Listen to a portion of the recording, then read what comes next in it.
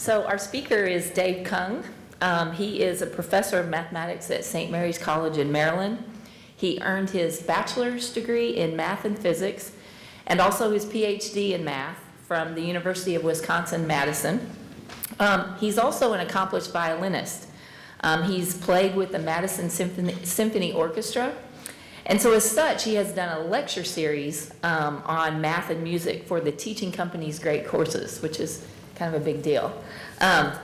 So one of his more recent pursuits is directing MAA's Project Next program. How many Project Next fellows are out there? Wow, a lot. That's awesome. And so that you heard from Higher Ed Thursday night that Dave's now directing the program. I've known Dave a long time. We actually met, we're both Project Next fellows. We overlapped, you know how the outgoing cohort and the incoming cohort are both at MathFest. So he was the year ahead of me. Back then he had a ponytail. And so that was when I first met him. And so it's been really just so cool for us to have the opportunity now to sort of lead the program and for me to be able to work with him this way.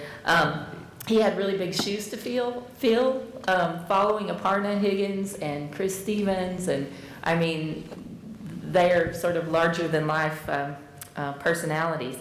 And Dave's really done a great job thinking strategically about the future of the program. So it's really been a pleasure. So I'm looking forward to the coming years, right? So I present to you Dave Kung.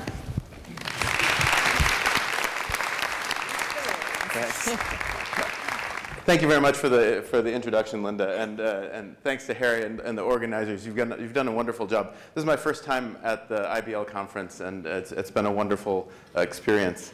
There's been a long and mutually beneficial relationship between EAF and Project Next, and I really appreciate the support that EAF has given us. And given the number of fellows here, I think it's definitely mutually beneficial. I did want to introduce 4 people. We have 4 brand new fellows in the audience, or at least at the conference today. We have John, Kat, Dan, and Stacy. You guys want to stand up? These are the new Red 15 fellows. So welcome.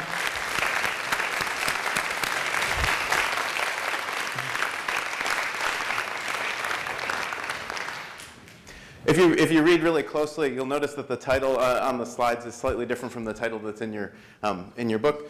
I first wrote this as Empowering Whom with an M on it, and then I showed this to a friend of mine, and he said, "Are you really sure you want to out yourself as like a grammar police, as member of the grammar police?" And so I changed it back to Who, and then I sent it off to TJ, and he posted it on, and this all came out, and I immediately got an email from somebody saying, "That should really be Whom." You can't win either way. So Empowering Whom, the challenge of diversifying the mathematical community. This is the lovely bridge we ran under this morning. I want to talk about a few things. I want to talk about the state of affairs, diversity in mathematics, and just a really, I don't want to let the cat out of the bag here, but it's not really good. Yeah, that's like a spoiler alert, right? It's not really good. In fact, Francis Su recently wrote a really interesting article. He wrote about the mathematical beach. And he had this experience. He went to read a book at a local school, and it was largely a minority population.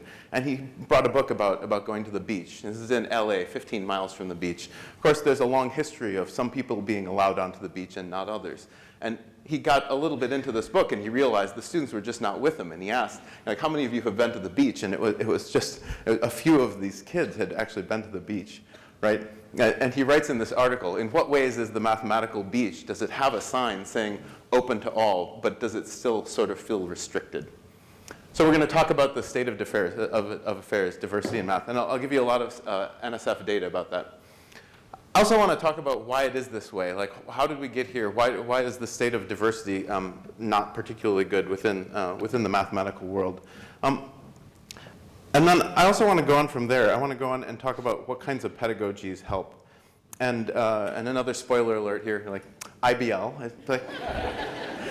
IBL is one of the things that really helps. And so, but we'll talk about other things and talk some of the research behind that. I also want to talk about why I think they help. And this isn't so much about the research, but my take on the research. Having read a lot of it, having talked to a lot of people, why is it that these kinds of pedagogies help close the gap for minority students and for women in mathematics? And finally, I want to talk about what else we must do as a community to welcome everybody, to make sure there's a level playing field, so that this community is a more diverse community in the future. So let's get in. There's another thing about this. I think it was like a New Year's resolution. I resolved to have no more sessions that I'm any part of that are lectures about interactive teaching. And so I want you to take a minute. You probably all know each other. I want you to to talk to the person next to you, introduce yourself if you don't already know each other, and get a piece of paper and a pencil out, because you're going to need that during this talk. So you have 15 seconds. Go ahead, introduce yourselves really quickly.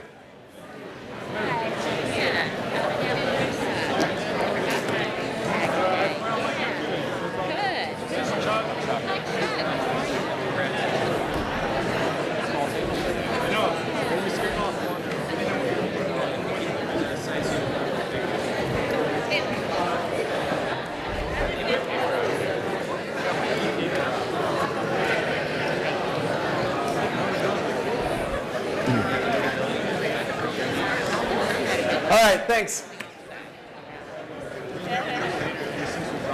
Thanks for doing that. You'll get to talk to them more in a few minutes.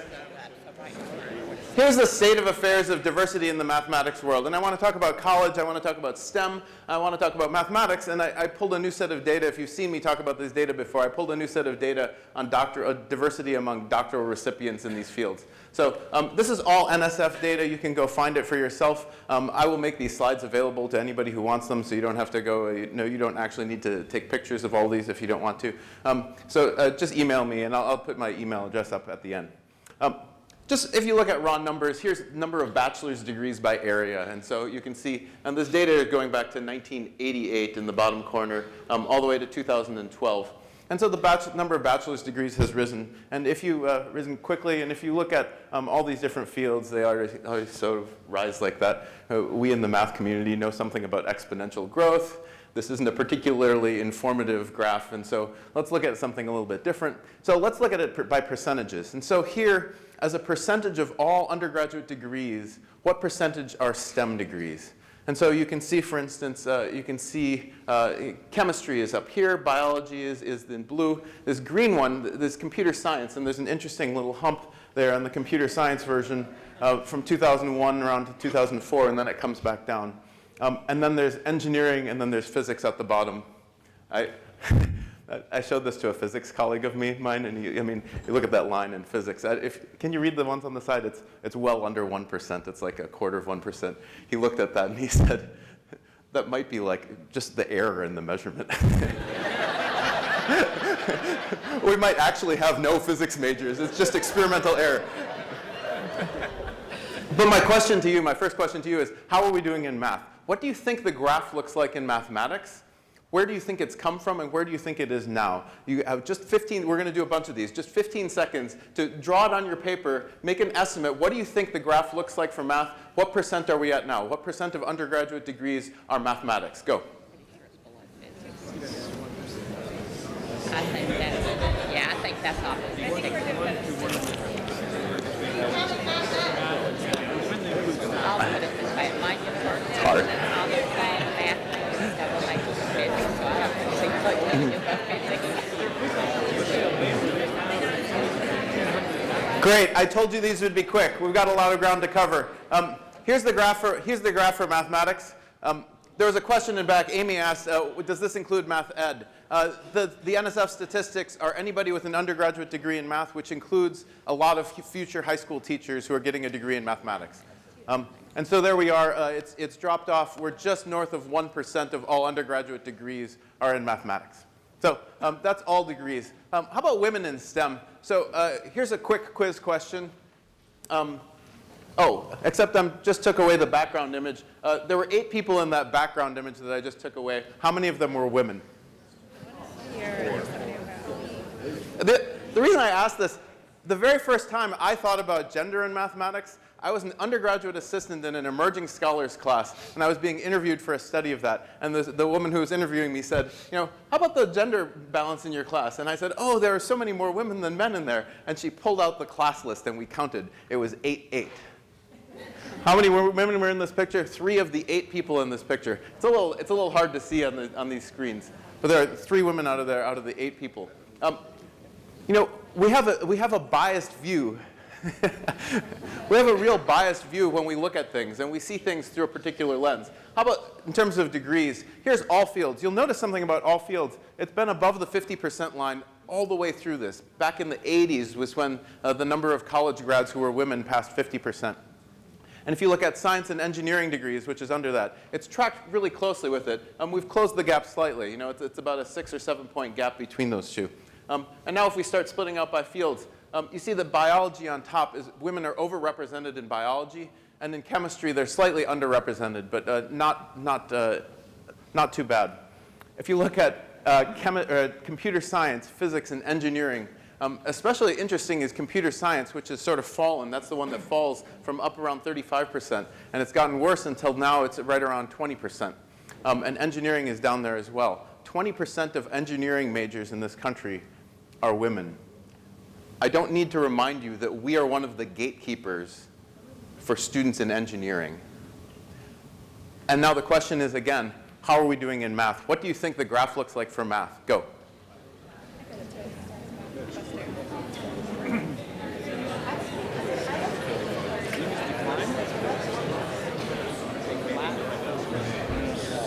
Starting. Sometimes they were like 35. Flat across the board.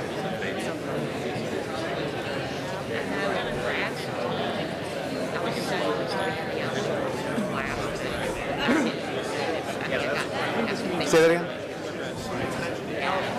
Yeah. Oh, that's all science and engineering, all STEM degrees.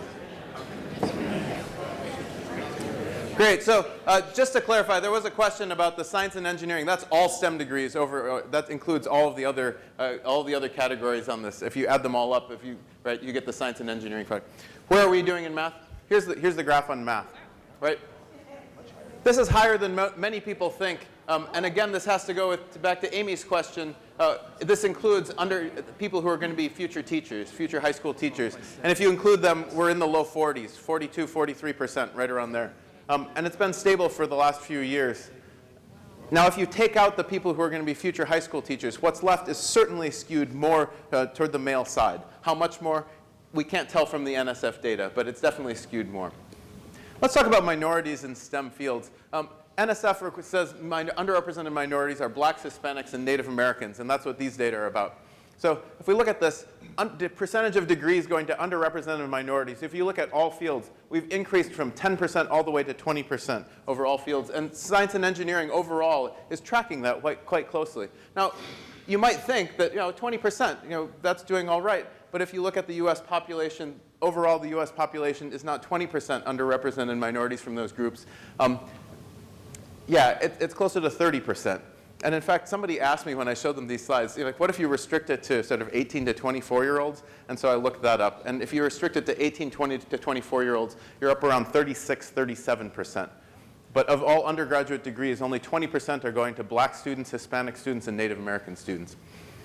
So let's look at the different fields. Here's biology and chemistry. You notice that they track fairly well, and they drop off a little bit around 2001 or so. And then you look at, there's physics and engineering. And so I have the same question for you again. Where do you think math is on this graph? 15 seconds, go.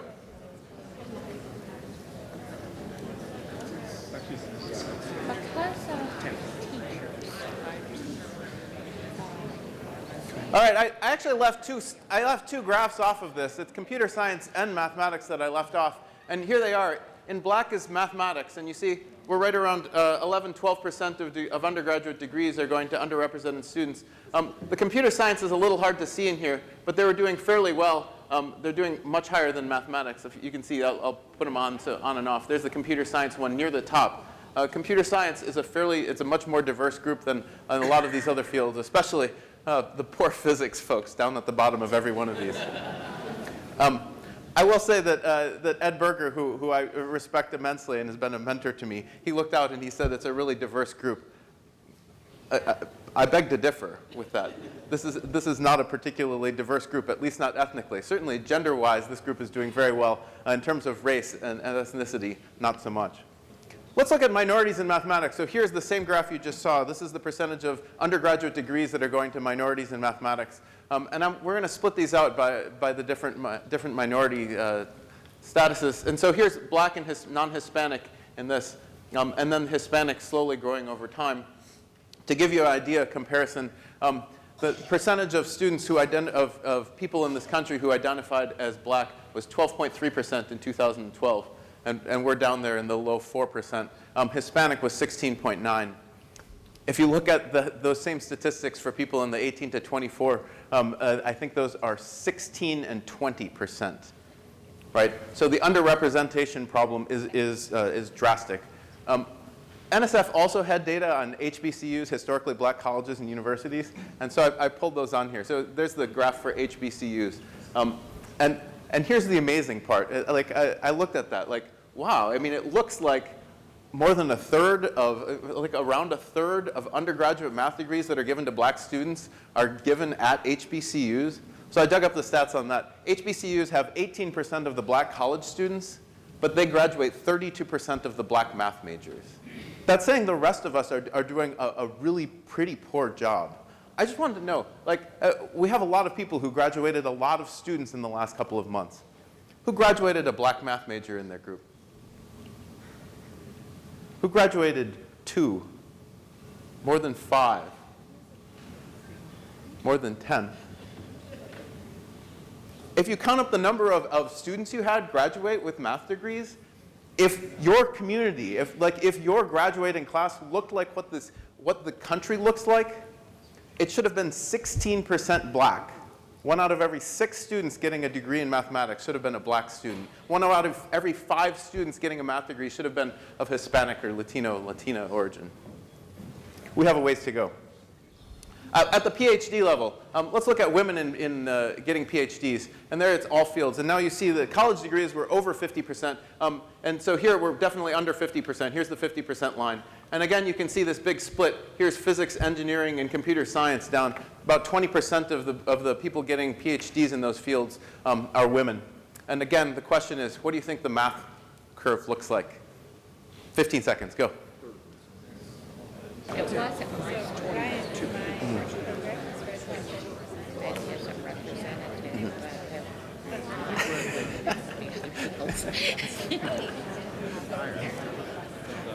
Mike, I love the fact you're actually drawing the graph and then like you're showing it around. Like, I should have had everybody like, show me your graph. Here's the graph for mathematics.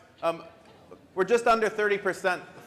Just under 30% of PhDs in mathematics are going to women in this country.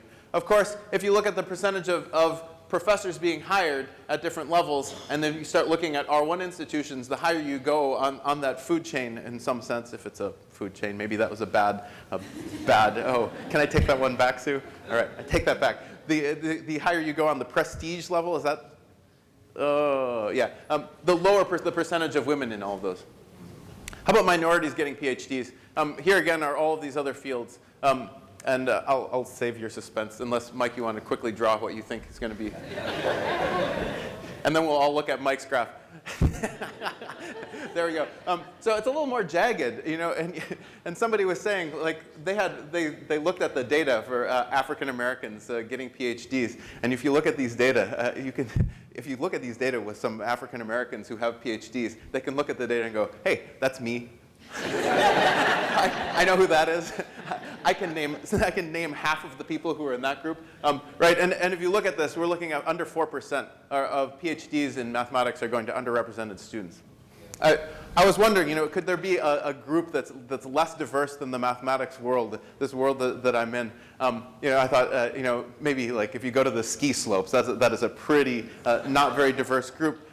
But I thought, you know, in an academic setting, I was thinking about this. I was writing this talk a month ago, and then I was a part of a group that was significantly less diverse. There was a meeting of all great courses professors, and here we are standing on the steps of Monticello, and you missed that one, Mike. It was really fun. But if you look closely, it's like 70 of us standing on these steps, and I think it's something right around 60 of them are white men, right? And so I'm the diversity in this group.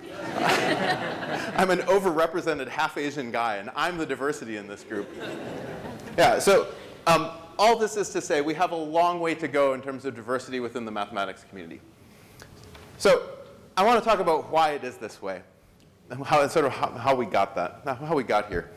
But I want to go back in time a little bit. So Uri Treisman, who is of course here in Austin, he did this famous study back in the 70s. He asked Berkeley math professors, why do you think it is that African American students are failing your classes?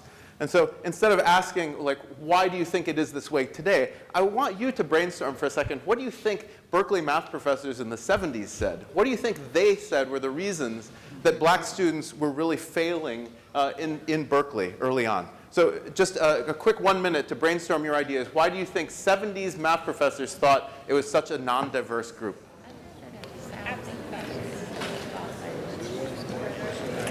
That was everywhere. Because these are everywhere.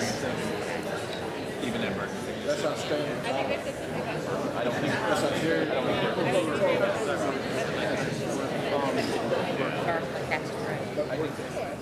So I'm boiling down a whole lot of research into a couple of bullet points, but largely these are the things that Berkeley math professors said. It was about student preparation, about family support, about their motivation, about socioeconomic issues. These are the things. You'll notice that these were all about the students, right? It's their fault if they're not succeeding here at Berkeley. And I think we've gotten beyond that now. But I do want to give you a chance, okay, so that was in the 70s and that's what they said. What's your explanation now? Is it true that underrepresented students are so, I just gave you a whole lot of statistics saying that the recent graduates are much less diverse than they should be. So I want you to brainstorm with the people around you. Why is it that you think, what's your explanation for the vast underrepresentation of African Americans, Latina students, and underrepresentation of women, especially at the doctoral level? I'll give you a minute to brainstorm. What do you think the issues are? So go ahead. Still socioeconomic and preparation issues. Some of that is true. Yeah, and it's not the students' fault, yes. Ignoring poverty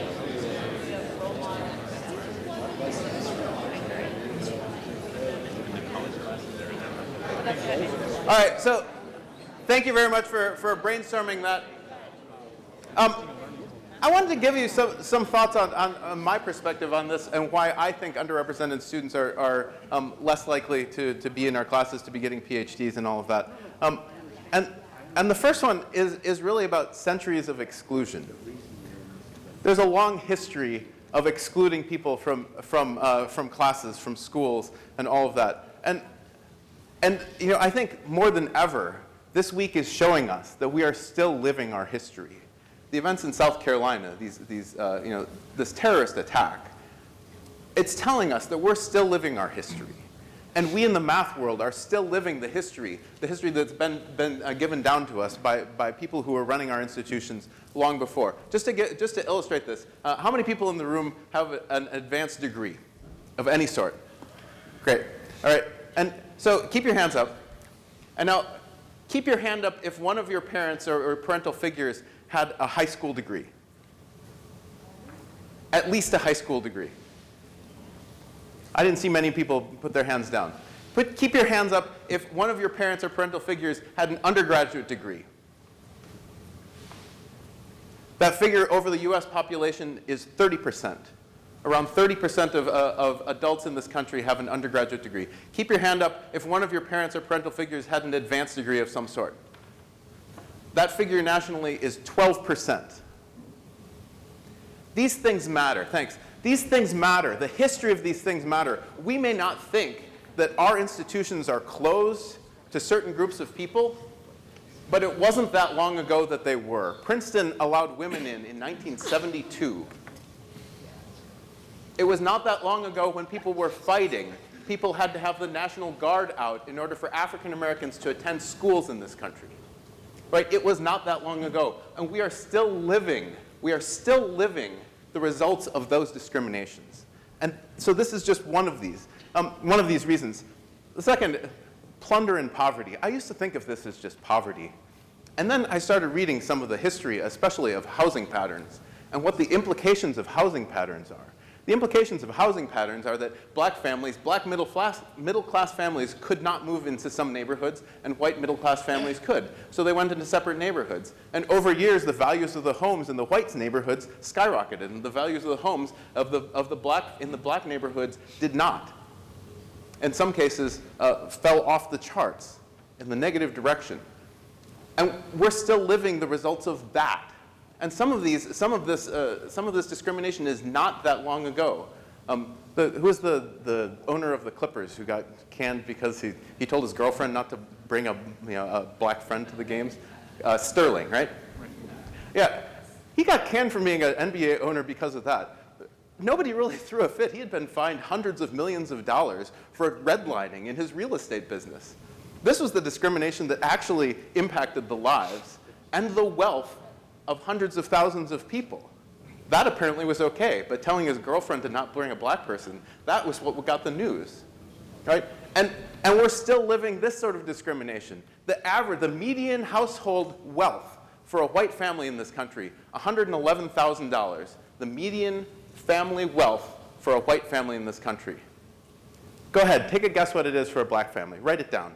Take a stand on this. Write down what you think the median wealth is for an African American family in this country. White families, it's $111,000.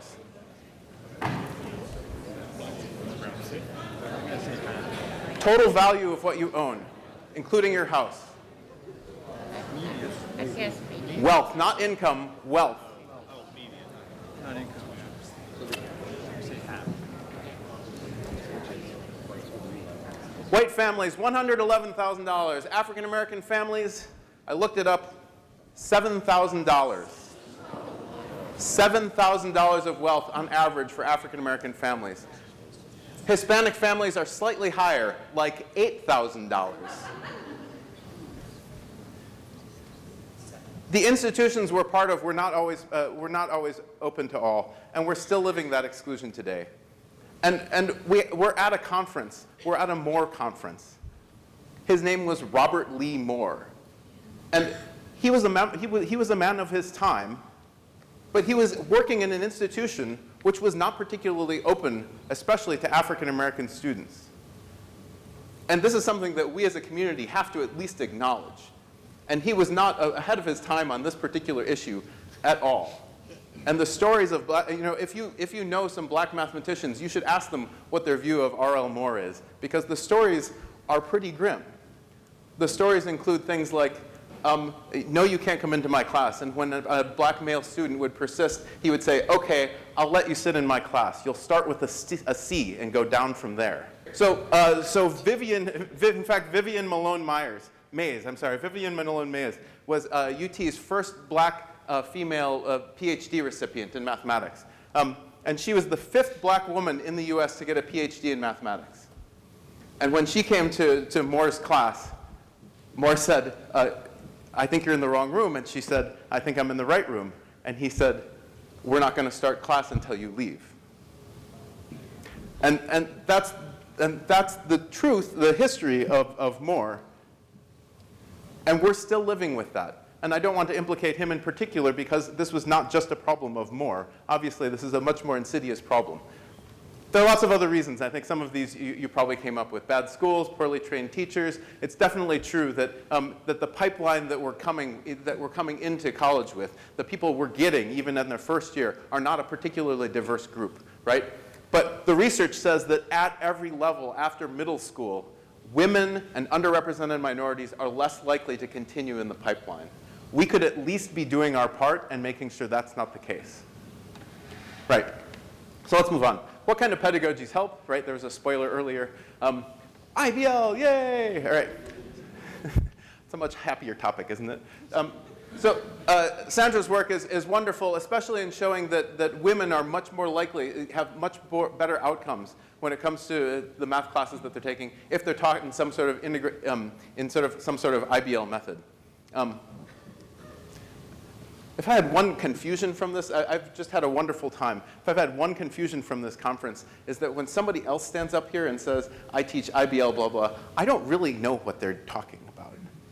And I think that this community would do well to sort of dig a little bit deeper and to when you're talking with each other, and when we're talking about our classes, to explain a little bit more about what IBL means to us. Because when I'm talking to different people, I'm getting a sense that those classes are very, very different. But again, turning to Sandra's work, it's really encouraging that even though we have this diversity of different pedagogies all under this big umbrella called IBL, you still see these sort of, the signal is strong enough to indicate that women are doing much better under these different pedagogies.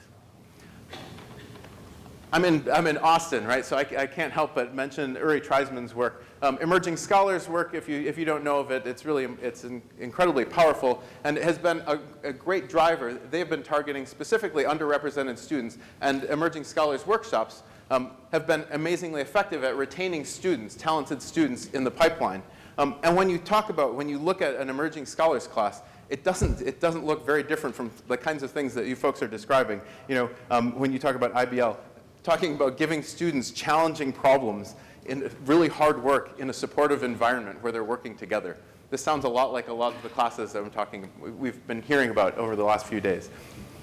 Finally, this great work from physics ed, and Eric Mazur is one of the leaders in this, about interactive engagement. And there's some evidence from that world that any sort of interactive engagement within classes does something to close the gap between majority and minority students, between underrepresented minorities. There's this effect called it's sometimes called the Sesame Street effect.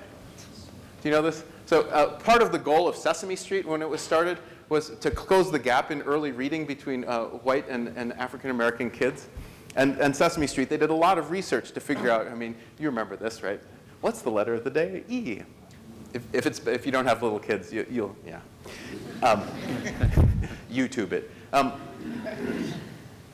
And they did a lot of research, and they came up with all these great ideas for how to improve the early literacy. And it did improve the early literacy for kids. In fact, for all kids, it made the gap bigger.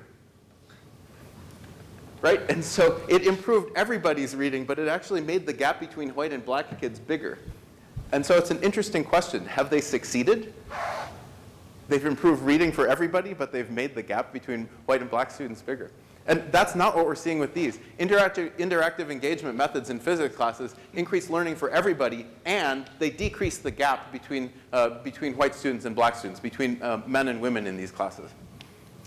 The lesson here is that interaction helps close achievement gaps. Interaction among students, interaction with faculty members, all of that sort of interaction can help close these achievement gaps and can help promote a more diverse STEM community that we would ideally like. If you look at passive lecturing, there's some really astonishing statistics. It's still the case, as much as we're a really friendly environment here where we talk about our classes being all these very active things, but I think we're all well aware that the majority of STEM classes are still taught in a fairly passive lecture mode. In the PCAST report that came out a few years ago, they say that only 40% of students who come into college who are interested in STEM degrees end up getting a STEM degree. 40%. And if you look at Seymour and Hewitt's work, a lot of what they're talking about is poor pedagogy, poor teaching that gets people out of the STEM track. 40% of kids who want a STEM degree end up getting one. Among underrepresented students who want a STEM degree, it's half that. It's 20%. There's also another paper that's worth a read. It's a Freeman paper from the National Academy of Sciences. They did a meta-study of all of these different studies out there about lecturing versus essentially anything more interactive than lecturing. Right? And they were defining lecturing really strictly. Lecturing is students not talking at all, a professor up at the front just lecturing. And they aggregated the data over all the STEM fields. And then they looked, among other things, at the drop-fail rate.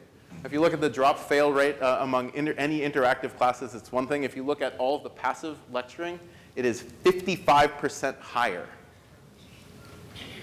And this goes to the question that was asked in an earlier session, about the cost effectiveness of this. Yeah, it's a large lecture with a whole lot of kids there. But when you have a drop-fail rate that's 55% higher, there's a whole lot of inefficiency in that as well.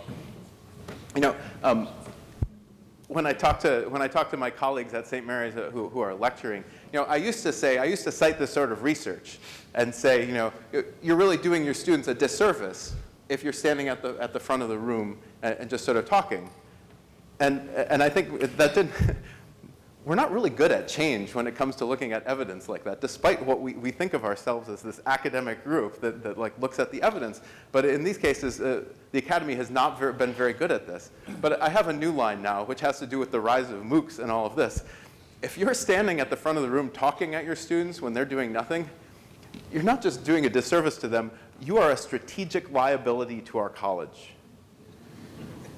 Because there is no way that is something, that is a, we don't like to think of college as a product, but there is no way that our admissions department is going to be able to pull in students for that experience for very much longer. There are people out there who will lecture that same material and lecture it better and will be free or cheap. And here's an important thing about them. They are pausable. Your students in your lecture class cannot pause you and go back and hear that last sentence again. They are pausable, and they are going to be cheap or free. And some of them were in that picture earlier in Monticello. Those are some fantastic lectures, right? And because of that, anybody who's still lecturing is a strategic liability to our institutions. And that's what they should be told. Passive lecturing should be professional misconduct, given everything we know about this. That's what it should be in our institutions. We have a ways to go in that one. I want to talk about why I think these interactive methods help, but I actually want you guys to brainstorm. All this data is saying interaction within the classroom helps. And when I say help, I know we've been talking a lot about helps student learning. I want to talk about helps in a very specific way, helps close the gaps between students who otherwise wouldn't do as well as white men in our classes. Why do you think these interactive methods help? Take a couple of minutes and brainstorm your reasons. Why do you think these interactive methods help close the gaps?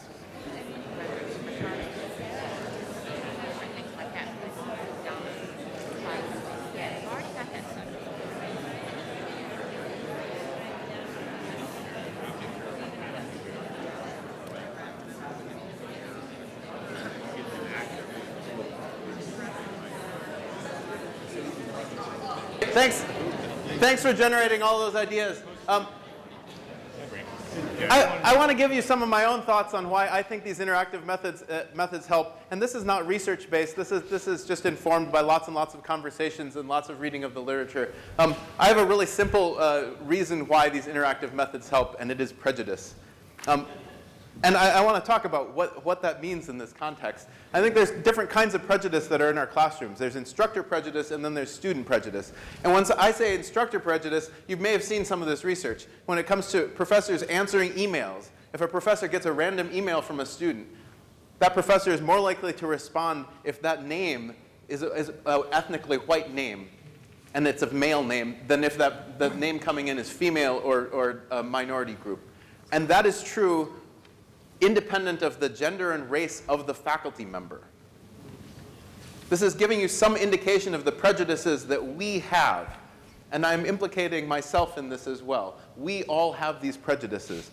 If you look at letters of recommendation, this is another one where there's been a lot of really interesting research. We tend to use different language for letters of recommendation for our female students than for our male students. That kind of thing matters.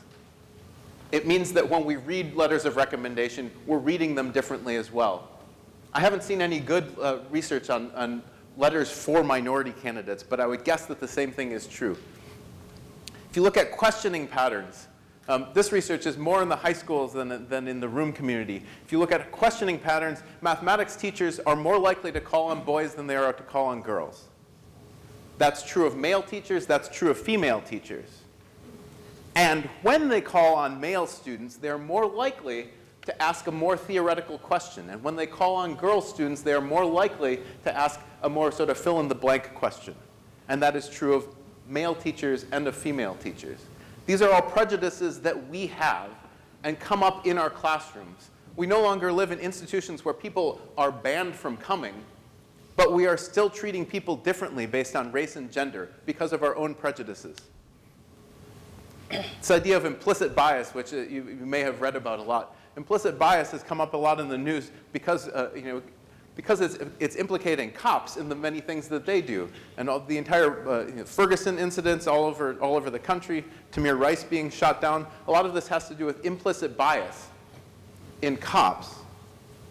We happen to be in a profession where our implicit biases don't cause people to die. That doesn't make us any less responsible for questioning our own biases. And that's something that we need to do. Part of the problem is instructor prejudice. Let's move to student prejudice. And here, I really want to talk about two different kinds of prejudice. I want to talk about self-prejudice, and I want to talk about peer prejudice. Minorities and women, if we talk about peer prejudice, minorities and women are less likely to be seen as good study partners for the other students in a class, right? And that affects their learning experience. That affects the experience that they're going to have. That affects their learning, their opportunities to learn. How they're seen by their peers matters. And these interactive methods are not enough. We need to get them to question their own prejudices that they have. I have my own story about this. Like, our classes are better off if we understand these as well. I started a class once, and I turned to the board, very first day of class, and I had handed out cards. I wanted them to fill out their names and stuff like that, right? And just so I had a copy of that email addresses. I was facing the board, and I was at the board, and I said, I wanted to get your names and why you're here, what math class. I was writing these things on the board, and I said, so just find a partner and do this. And I turned around to the class. It's a class of about 24 students. Back left corner, African-American male, the only one in class. Front right corner, 35-year-old carpenter who was coming back to get his college degree. And I knew immediately what was about to happen. There was an even number of students in that class. They would all pair up, and somehow the black male was going to end up with this 35-year-old guy in the front. And what I had just done was forcing them to be subject to their peers' prejudices. By instructing them to do something that I knew, if I thought even for a second, I knew exactly what was going to happen. And I made the wrong decision. We all have those moments in our classes. And we can do better. We can do better so that our students, their own prejudices don't affect the learning experiences that the other students in our classes have. And we can do better getting our students to question the prejudices that they do have. And so these problems are not problems that persist into the next generation of STEM students. I was talking with Sandra earlier. She has some evidence in some of her work that essentially there are existence proofs, that existence proofs matter when it comes to prejudice like this, right? That just saying somebody, oh, like that black guy, he's doing really well in class. Like just that one experience can change people's prejudices. It can change them from thinking of something about all black people to like, oh, I have an existence proof, right? There's the counterexample to my prejudices. That can matter. Those are those things do matter. And that's the peer prejudice. The self-prejudice relies on work that's really important that anybody in academia should read on stereotype threat. So stereotype threat is this idea that the idea that you're underrepresented can impact your performance. So this is a study that was done here at UT by Catherine Good. So you take women in upper-level math classes, math majors, women, and you split them into two groups so they'll do about the same on a math test. The particular math test was the GRE subject test. That was the questions that they were using for this particular study. So these two groups should do about the same. You can get this group to do worse by asking one more question. And the question is just, what's your gender? And this is an amazingly robust finding that you can do with African Americans. You can do essentially with any underrepresented group. You can also do it with white men. The first study that did this with white men was about miniature golf, putt-putt golf. Right? If you tell them, this is just a game, they'll do fine. If you tell them, this is a test of your athletic ability, they don't do so well anymore. This is work of Aronson and Steele and a whole cadre of graduate students that they've had with them. And this also gets into the recent work that's been really popularly of Carol Dweck at Stanford on mindsets. This idea that you bring either one of two mindsets to any particular task, right? The fixed mindset is that you either have it or you don't. And this is, in our world, this is you either have the math gene or you don't. How many times have you heard that from students, right? And the other possibility is you have a growth mindset. If I work harder, I will do better. Having a fixed mindset about something is a form of self-prejudice. You're limiting yourself. You're saying to yourself, I just don't have that. I haven't done so well. I just think I'm not a math person. I'm not a science person. And that's not what the data show. The data show, like, most people, if they work harder, can do very well in these classes, right? The data show that the growth mindset is much more accurate. So that's an example of the self-prejudice that you have. What is it about interactive pedagogies that trumps prejudice? And I think it's something like this. When you have any interaction in your classroom, that is an opportunity for you to learn about what your students are really thinking, right? David, in an earlier talk, you were saying, like, I can't help but know what my students are doing when you're teaching an IBL class, right? I think I have no illusions about what my students do and don't understand. I think it's more than I have no illusions. It's actually, I'm less likely to have prejudices about what my students do and don't understand. That's another thing that's going on when you're teaching IBL or when you're teaching any of these other interactive methods. And the same thing is true going from person to person. If you have two students who are working together, they might have prejudices. If I were lecturing, they might continue to have those prejudices the entire semester. If they are interacting, they are less likely. It's not like interactive methods eliminate any prejudice in your classroom. But if they're talking to each other, they're less likely to hold those prejudices. Wow, she's really smart at this stuff. I wouldn't have guessed that. They're not particularly likely to articulate that so clearly, but I think they're less likely to think those prejudicial thoughts, right? And these are mostly subconscious. And when it comes to the self-prejudice, I think you see the same thing, right? You see others work, and you're like, wow, I thought that kid was really smart, but that proof he just put up, what a mess. Right? You have these prejudices. You think like everybody else in the room is so smart, and then when you see everybody's work, you're like, I'm doing all right. Right? The prejudices you have about your own abilities, those prejudices, which if you're in a lecture class, you may never be disabused of. In any sort of interactive environment, you have an opportunity to see others work, and you can sort of disabuse yourself of those prejudices that you have, even if those are deep prejudices. Again, talking with Sandra about this, somehow the idea of making work public, which I know in a lot of these IBL classes, like putting things on the board, making your work public, when work is public, it's open to be scrutinized, and it's open to disabuse people of the prejudices of the people putting that work up. And the publicness of the work is really important in a lot of these cases. And public can be on the board, but it can also be like the four of us working here together. Here's my idea. Oh. I want to close this talk by addressing what else we can do. Because I think we understand that like pedagogy won't fix this problem. Pedagogy alone doesn't have a chance. And I want to talk about this by talking about a student that we had at St. Mary's College of Maryland. So I'm going to call her D, and I'm going to use female pronouns, neither of which may be correct. In this day and age, it might be possible for you to hunt for this student and find out. I would just appreciate it if you don't do that. So thanks. Dee started out in a rough high school and ended up going to math grad school. And in between, she was at St. Mary's College of Maryland. And this isn't a story just about St. Mary's. And the point of this story isn't to say that we're doing a fantastic job. But she is going to have some great memories of St. Mary's. What will she miss about St. Mary's? Here's her. They do this at St. Mary's. And the question is, what will you miss about SMCM? If you look closely, she put the math department on there twice. I love that about it. So she starts out in a really rough high school. When I say rough high school, I mean over 90% eligible for free and reduced lunches. I mean, it's almost exclusively a black and brown school. It's a really rough high school. She, however, had a really supportive mentor. And that supportive mentor saw something in her and helped get her into college. And one of the colleges she got into was St. Mary's. St. Mary's at the time had a great deal with just a few high schools. One of them was the high school that she went to, and she had a huge financial aid package, which was fantastic, and that allowed her to go to school. She started in pre-calculus. Let me remind you where this story ends in graduate school in mathematics. She started in pre-calculus in ARC, and she had a very supportive teacher, and she did well, and that teacher also saw something in her. And so she ended up in our Calc 1 class.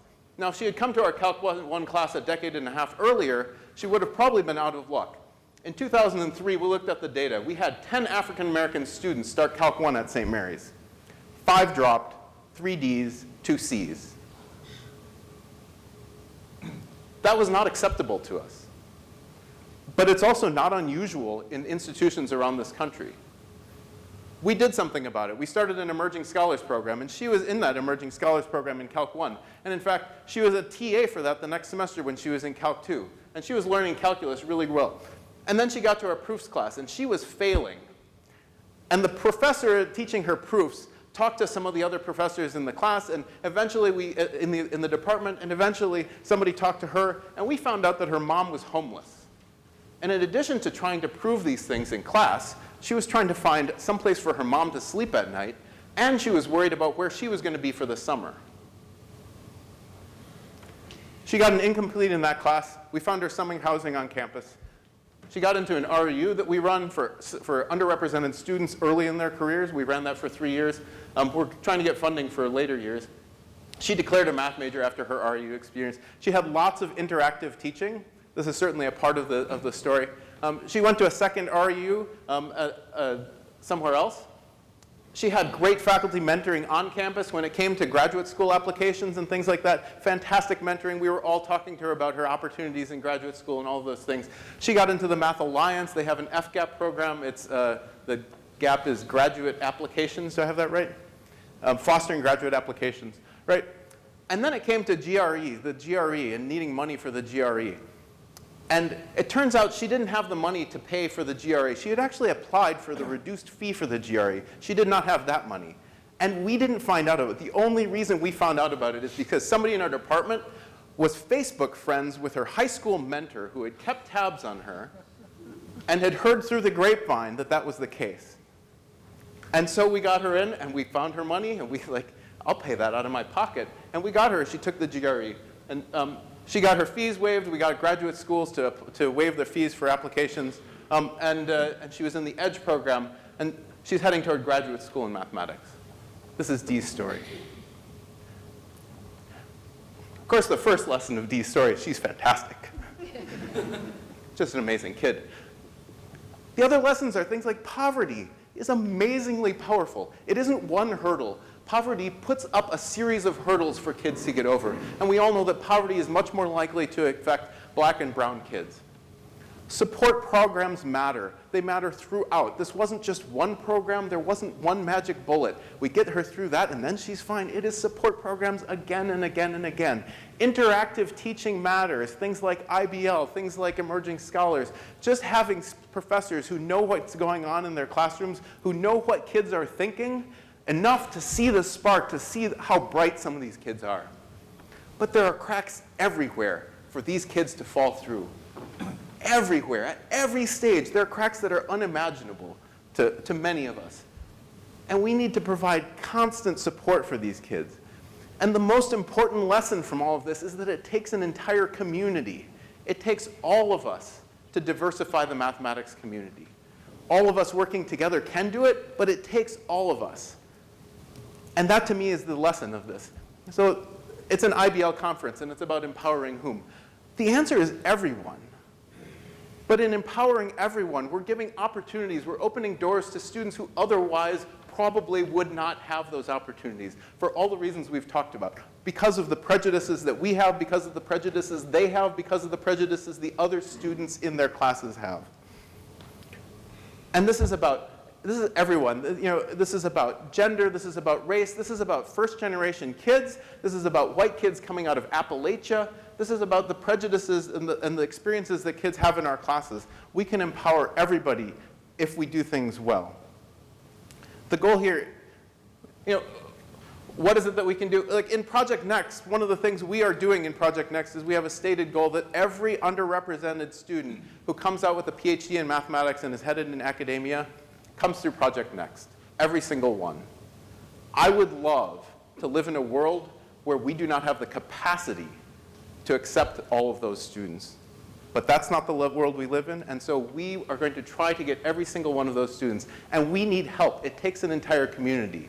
So if you have somebody, if you know somebody who would really benefit from Project Next, who needs professional development earlier in their careers, please send them to us. And I want you to do some brainstorming really quickly here. What do you think the IBL community can do to help diversify the mathematics community? Because we've had a great couple of days here.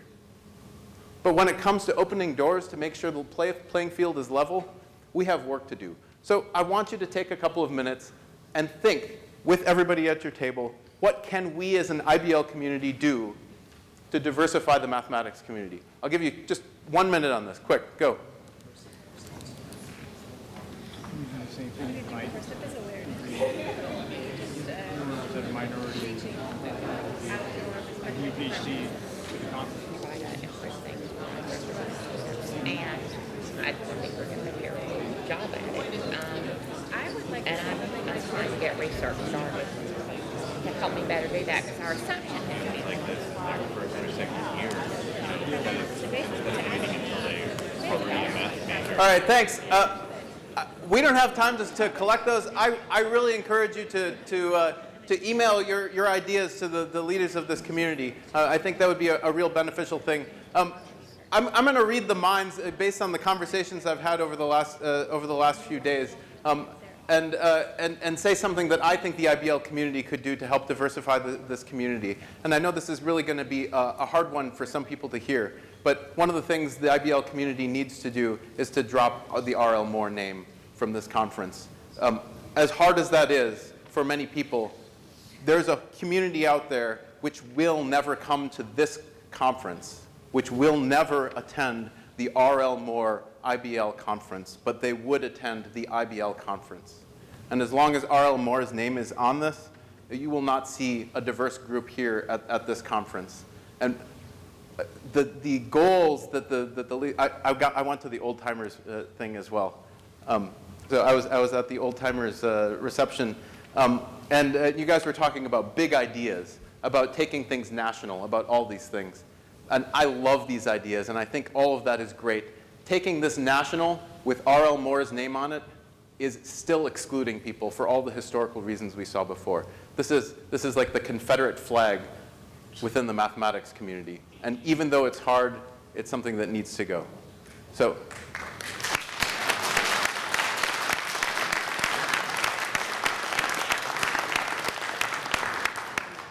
Thanks. One of my favorite quotes is something that Martin Luther King said a lot. He said it a few times. He said, "The arc of the moral universe is long, but it bends toward justice." I don't know if you know this. This wasn't an original line. He was paraphrasing Theodore Parker, who was an abolitionist from the 1900s. And I've long loved this line, but there's something about it that's always bugged me, and it's this. It's not like the arc of the moral universe is bending itself. Right? The arc of the moral universe bends toward justice because people bend it. And we saw that yesterday when the Supreme Court took a great stand and the arc of the moral universe bent a little bit more.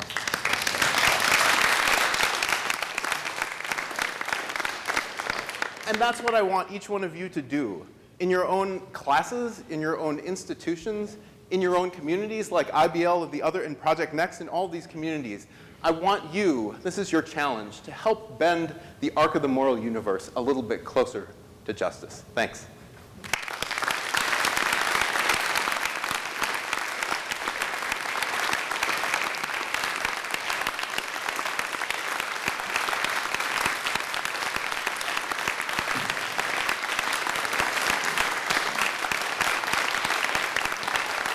Okay, TJ says we have time for one or two questions. Yeah, over here. This is a practical question. Yeah. Taylor Martin from Sam Houston State University.